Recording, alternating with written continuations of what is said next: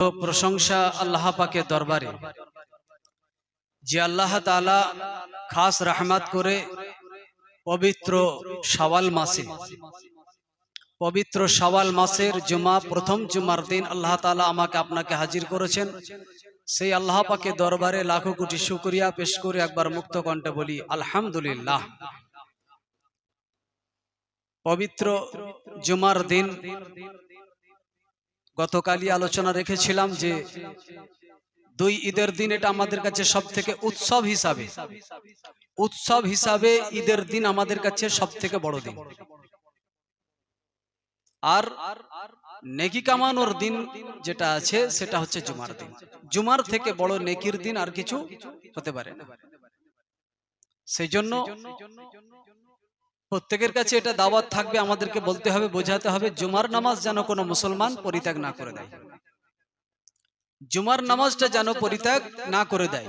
ইনকেস কোনো বিশেষ ক্ষেত্রে একবার আধবার ছেড়ে গিয়েছে সেটা আলাদা জিনিস, কিন্তু অভ্যস্ত জুমার নামাজে না পড়া অভ্যস্ত করে ফেলেছে এটা ঠিক না। আল্লাহ রাসূল বলছে ইনকেস একটা আধটা ছেড়ে গিয়েছে কোনো বিশেষ কারণে, কিন্তু পরপর যদি জুমার নামাজ তিনটে ছেড়ে যায় উম্মাতে মুহাম্মাদি হিসাবে সে থাকলো না। আর তার জন্য আমার রাসূল সাফাত করবেন, সুপারিশ করবেন। অতএব সে তার জীবনে জুমার নামাজ পরিত্যাগ করে দিয়ে যতই ঈদের নামাজ পড়ুক, বাকি যত রকমের নেক কাজ করুক না কেন, কোনো কাজে আসবে না। আল্লাহ নবী যার জন্য সুপারিশ না করবে সে যত রকমই কাজ করুক না কেন, যত নেক কাজ করুক না কেন, কোনো কিছু কাজে আসবে না। সেই জন্য কিছু কিছু জিনিস আছে সেগুলোকে বুঝে নিতে হবে যে জুমার নামাজ এমন একটা নামাজ যেখানে আল্লাহ রাসূল বলেছেন যে এর জন্য আল্লাহ রাসূল সাফাত সুপারিশ করবেন। আর যদি কেউ পরিত্যাগ করে আল্লাহ রাসূল তার জন্য সুপারিশ করবেন না, আল্লাহ তাআলা নিকট তার জন্য সুপারিশ করবেন না। সেই জন্য জুমার নামাজ একটা ভাইটালস ব্যাপার, গুরুত্বপূর্ণ ব্যাপার। প্রত্যেক মুসলমান বালেগ পুরুষ তাদের সকলের জন্য জুমার নামাজ আদায় করা অপরিহার্য, ফরজে আইন আদায় করতেই হবে। যেমন একজন 40 বছর 30 বছর 50 বছর বয়সের মানুষ, তার জন্য যতটা ফরজে আইন প্রযোজ্য, ঠিক 10 বছর বাচ্চারও একই প্রযোজ্য। আপনি নামাজটাকে আদায় না করলে যতটা গুনাহ, ওই বাচ্চাটা আদায় না করলে তার ততটাই গুনাহ। এর জন্য দায়ী কে থাকবে? যদি তাকে আদায় করতে না দেয় কে? তার বাপ অথবা মা। কোন ক্ষেত্রে? হয় স্কুল নয় কলেজ, যে কোনো ক্ষেত্রে। কিন্তু এটা নিজেকে বুঝে নিতে হবে যে এত গুনার ভাগীদার যে আমি আমার বাচ্চাটাকে দিয়ে করাচ্ছি, এর জন্য দায়ীটা কি? এবং স্কুল কলেজ যেটা আমি আজকে জরুরত মনে করছি, এর জন্য কোনো অংশে কি আমার বাচ্চা কবরে গিয়ে ছাড় পাবে যে আমি স্কুলের জন্য জুমা পড়তে পারি না, টিউশনের জন্য জুমা পড়তে পারি না? এই যে গুনার পাপের ভাগটা যে তার মাথায় বয়ে বেড়াচ্ছে, চেপে যাচ্ছে, এর জন্য কে দায়ীটা কে হবে এবং পরিত্রাণ পাবে কিনা এই স্কুল কলেজে দোহাই দিয়ে? আবারও বলি, প্রশ্নের জায়গা কিছু নাই। হামেশাই ছেলেরা স্কুল প্রাইভেট কামাই করেই থাকে, প্রায় ব্যাপারই কামাই করে থাকে। তাহলে অন্য ব্যাপারগুলো আপনি তাদের জন্য ভালো করে কিওর হয়ে যান যাতে সে ছুটি না করে। কিন্তু জুমার জন্য যদি জুমার দিন কোনো এক্সাম পরীক্ষা আছে, বিশেষ ব্যাপার আছে, তাকে যেতে হবে, সেটা আলাদা ম্যাটার। কিন্তু এটা বাকিটা বের আপনাদের বুঝে নেওয়ার দায়িত্ব। জুমার নামাজ পরিত্যাগ করে দেওয়া মানে একটা কঠিন গুনাহগার। নেকি তো হলোই না। জুমার দিন যে একটা অনেক বেশি নেকি, এটা তো হলোই না। ঘুরিয়ে সে পাপের ভাগীদার হয়ে গেল।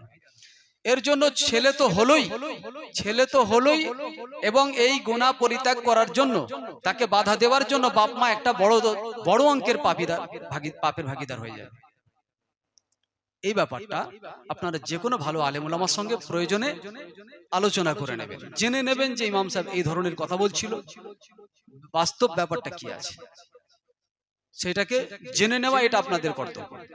যে কোনো মুফতির কাছে আপনারা ভালো করে বিষয়টা আরো ক্লিয়ার করবেন, জেনে নেবেন যে পুরো ব্যাপারটা আমার ভেঙে বলবেন, এইভাবে কথাটা বলেছে।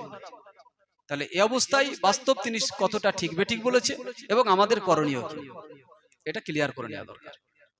তো যাই হোক, ঘুরে আসছি আজকের শাওয়ালের যে মাস, প্রথম জুমা। এই শাওয়াল মাসে এটা একটা বিশেষ বরকতপূর্ণ মাস।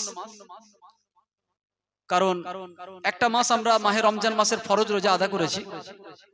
এই ফরজ রোজা আদায়ের পরে শাওয়াল মাস, আল্লাহ নবী পাক সাল্লাল্লাহু আলাইহি ওয়াসাল্লাম বলছে যে ব্যক্তি এক মাস রোজা পালন করলো, ফরজ রোজা পালন করলো, অতঃপর শাওয়াল মাসে 6টা নফল রোজা রাখলো, 6টা নফল রোজা রাখলো সারা মাস ধরে।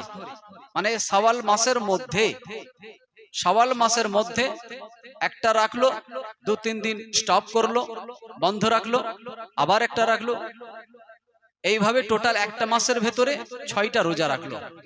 এটা হলো উত্তম পন্থা, উত্তম রাস্তা। যদি কেউ মনে করে আমি এক নাগাড়ে 6টা রাখবো, পরপর 6টা রাখতে পারে, একটা রাখবো একটা ছাড়বো, রাখতে পারে, তবে এক মাসের মধ্যে হতে হবে। আর মাঝখানে 2টো বা 3টে করে ছেড়ে ছেড়ে রাখলে সেটা অধিক উত্তম। তো এই একটা মাস এর মধ্যে 6টা রোজা যে রাখলো নফল রোজা, আল্লাহ নবী পাক সাল্লাল্লাহু আলাইহি ওয়াসাল্লাম বলছে সারা বছর একটা বছর নফল রোজা রাখলে যত নেকিটা পাওয়া যায় আল্লাহ তাআলা তার আমলনামায় এই 6টা রোজার বদৌলতে 1 বছর নফল রোজার সব আমলনামায় লিখে দেবেন। জোরে বলুন সুবহানাল্লাহ। সেই জন্য যিনারা 1 মাস রোজা ফরজ রোজা পালন করেছেন, 1 মাস ফরজ রোজা পালন করেছেন, চেষ্টা করবেন যে এই শাওয়াল মাসের মধ্যে সুবিধা অনুপাতে এর মধ্যে আমাকে 6টা নফল রোজা আদা করতে হবে, এইটা একটু চেষ্টা করবেন। যদিও প্রেসার কিট নয়, আপনি নাও রাখতে পারেন, এটা নফল রোজা, না করতে পারেন, আপনার সমস্যা আছে, প্রবলেম আছে, না করতে পারেন, কিন্তু রাখলে একটা বছর নফল রোজার সব আপনার আমলনামায় আল্লাহ তাআলা লিখে দেবেন। সেই কারণে 6টা রোজা রাখার চেষ্টা করবেন এই শাওয়াল মাস। আর এই শাওয়াল মাস যখন আমাদের কাছে উপস্থিত হয়, নিজেরা নিজেদের জীবনে যদি একটু উপলব্ধি করেন, ভালো করে যদি একটু খতিয়ে দেখেন, একটা মাস রোজা সারা বছরে আপনি যেভাবে পাপ কাজের মধ্যে যুক্ত লিপ্ত থাকেন তা থেকে পুরো একেবারেই পৃথক, একেবারেই রমজান মাস আলাদা। এই রমজান মাসে আমরা বিভিন্ন পাপ কাজ থেকে, ওহিয়াতি কাজ থেকে, নানান ব্যাপার থেকে আমরা অনেক সচেতন থাকি এবং ছিলাম। তাহলে রমজান মাস হচ্ছে নেকি কামানোর মাস। মানুষ নেকি কামিয়েছে, নেকি উপার্জনের একটা মাস ছিল। শয়তান এই শাওয়াল মাস যখন পড়ে যায়, বান্দাকে দিয়ে এমন এমন ওহিয়াতি কাজ, পাপের কাজ, নোংরা কাজ করাতে থাকে, মানুষকে এমন প্রলুব্ধ করে দেয়, মানুষ এত পাপে মগ্ন হয়ে যায় এই শাওয়াল মাসে, যেটা 1 মাস রমজানের যত নেকি সেটাকে ভ্যানিশ করে দেওয়ার জন্য, সেটাকে শেষ করে দেওয়ার জন্য এই শাওয়াল মাসে শয়তান প্রাণপণ চেষ্টা চালিয়ে যায়। তাই সাবধান, সতর্ক প্রতিটা মুসলমান, বিশেষ করে রোজাদার নামাজি ব্যক্তি, এই শাওয়াল মাসে পাপে লিপ্তযুক্ত হওয়ার আশঙ্কা, প্রবণতা অনেক বেশি। যে কোনো ম্যাটারে ঝগড়া, বিবাদ, ফ্যাসাদ ইত্যাদি ব্যাপারে আপনি পাপে লিপ্তযুক্ত হয়ে যাবেন, যে কোনো ম্যাটারে। কাজী এই শাওয়াল মাস আমাদেরকে সচেতনতা অবলম্বন করতে হবে, সচেতন থাকতে হবে। শাওয়াল মাসে 6টা নফল রোজা, সেই সঙ্গে আমাকে সজাগ থাকতে হবে। আর বিশেষত ইমাম গাজ্জালী রাহমাতুল্লাহির কিতাব থেকে খাবারের ব্যাপারে বেশ কিছু অনেকগুলোই কথা উল্লেখ করেছেন। কিতাবটা আনবো বলে ভুলে গেলাম, বাড়িতে রয়ে গেছে। তো এই শাওয়াল মাসে যারা রোজাদার ব্যক্তি, খুব সাবধানে তাদেরকে খাওয়া দাওয়া করতে বলা হয়েছে, খুব সাবধানে খাওয়া দাওয়া। রমজান মাস যেভাবে শরীরটাকে, ব্লাডটাকে পরিশুদ্ধ করেছে, এই শাওয়াল মাসে যেন সেটাকে বিনষ্ট না করে ফেলে। তার লিভারকে, তার ব্লাডকে যতটা সে চাঙ্গা করতে পেরেছে, আল্লাহ তাআলা যেটা করে দিয়েছেন, তার পরিশুদ্ধ করে দিয়েছেন শরীরকে, এটা যেন শাওয়াল মাসে শয়তানের প্ররোচনায় পড়ে যেন সে এগুলো বিনষ্ট না করে ফেলে। তাই কথাবার্তায়, আচার আচরণে, সামাজিক ব্যাপারে, খাওয়া দাওয়ার ব্যাপারে, সর্বত্র প্রত্যেক ব্যাপারেই যেন সে সচেতনতা বোধ পালন করে। তাই এই শাওয়াল মাস খুবই সচেতনতার মাস, সাবধান সতর্কের মাস। আমাদেরকে